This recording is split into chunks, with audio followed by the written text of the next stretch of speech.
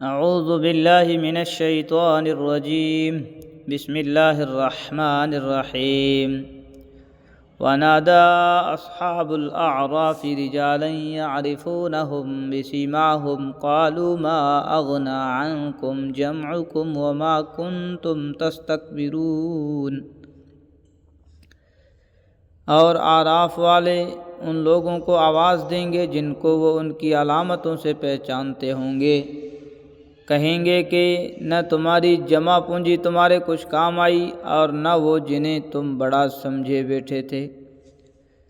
اس سے اشارہ ان دیوتاؤں کی طرف ہے جن کو انہوں نے خدائی میں اللہ تعالیٰ کا شریک مانا ہوا تھا، نیز ان سرداروں اور پیشواؤں کی طرف جنہیں بڑا مان کر انہوں نے بے سوچے سمجھے ان کی پیروی کی اور یہ سمجھ بیٹھے کہ یہ لوگ انہیں اللہ تعالیٰ کے غضب سے بچا لیں گے۔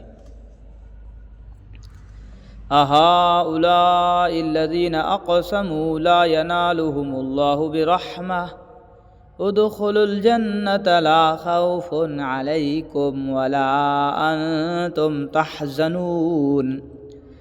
پھر جنتیوں کی طرف اشارہ کر کے کہیں گے کہ کیا یہی وہ لوگ ہیں جن کے بارے میں تم نے قسمیں کھائی تھی کہ اللہ ان کو اپنی رحمت کا کوئی حصہ نہیں دے گا؟ ان سے تو کہہ دیا گیا ہے کہ جنت میں داخل ہو جاؤ، نہ تم کو کسی چیز کا ڈر ہوگا اور نہ تمہیں کبھی کوئی غم پیش آئے گا۔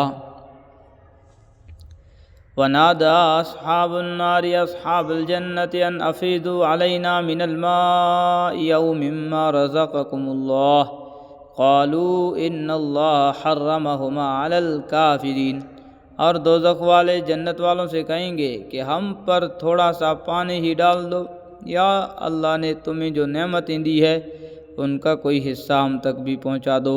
وہ جواب دیں گے اللہ نے یہ دونوں چیزیں ان کافروں پر حرام کر دی ہیں۔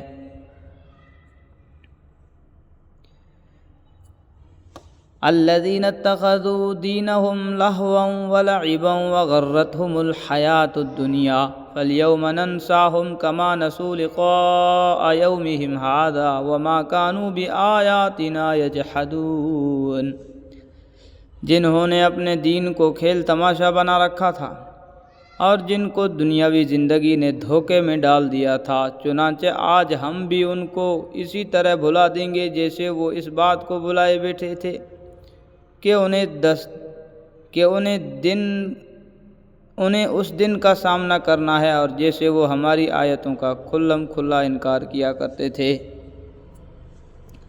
وَلَقَدْ جِئْنَاهُمْ بِكِتَابٍ فَصَّلْنَاهُ عَلَىٰ عِلْمٍ هُدًى وَرَحْمَةً لِقَوْمٍ يُؤْمِنُونَ۔ اور حقیقت یہ ہے کہ ہم ان کے پاس ایک ایسی کتاب لے آئے ہیں جس میں ہم نے اپنے علم کی بنیاد پر ہر چیز کی تفصیل بتا دی ہے، اور جو لوگ ایمان لائے ان کے لیے وہ ہدایت اور رحمت ہے۔ هل ينظرون إلا